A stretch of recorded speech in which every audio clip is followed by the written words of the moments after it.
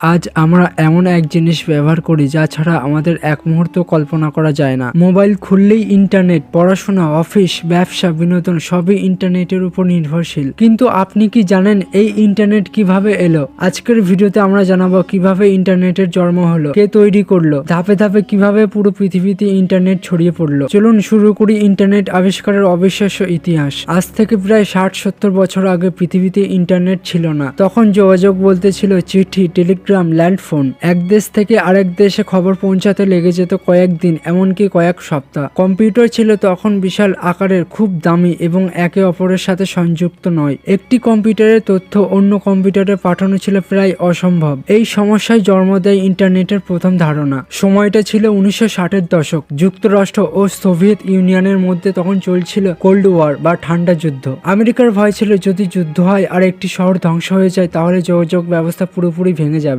এই সমস্যা সমাধানের জন্য আমেরিকার প্রতিরক্ষা বিভাগ তৈরি করে একটি গবেষণা সংস্থা, যার নাম হলো ARPA এবং এটার ফুল ফর্ম হলো অ্যাডভান্স রিসার্চ প্রজেক্ট এজেন্সি। 1969 সালে ARPA তৈরি করে একটি নেটওয়ার্ক, ARPA নেট। এটাই ছিল ইন্টারনেটের প্রথম রূপ। প্রথমে যুক্ত হয় মাত্র 4টি বিশ্ববিদ্যালয়, UCLA, Stanford, UC Santa Barbara, university of Utah. 1969 সালে 29 অক্টোবর একটি কম্পিউটার থেকে আরেকটি কম্পিউটারে প্রথম বার্তা পাঠানোর প্রচেষ্টা করা হয়। বার্তাটি ছিল লগইন, কিন্তু সিস্টেম ক্র্যাশ হয়, শুধু পৌঁছায় লো। এই লো শব্দটি মানব ইতিহাসের প্রথম ইন্টারনেটের বার্তা ছিল বলে মনে করা হয়।